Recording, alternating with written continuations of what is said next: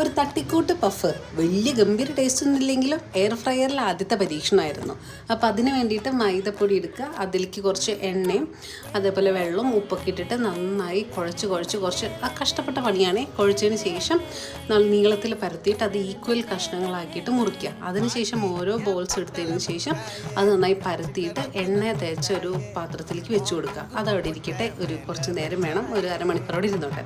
മസാല തയ്യാറാക്കാനായിട്ട് വെളുത്തുള്ളി, കുറച്ച് ടൊമാറ്റോ, ഒണിയൻ, ചില്ലി, ഗാർലിക്കൊക്കെ എടുത്ത് മല്ലിയിലൊക്കെ ഇട്ടിട്ട് നന്നായി വഴറ്റി നന്നായിട്ട് ബ്രൗൺ കളറായി വരുമ്പോൾ അതിലേക്ക് കുറച്ച് മുളക് പൊടിയും പിന്നെ നമ്മുടെ ഉപ്പ്, ആവശ്യത്തിന് സോസ്, ചില്ലി സോസും പിന്നെ ടൊമാറ്റോ സോസാണ് യൂസ് ചെയ്തത്. അത് യൂസ് ചെയ്ത് നന്നായി മസാലയൊക്കെ അവിടെ വയ്ക്കാം.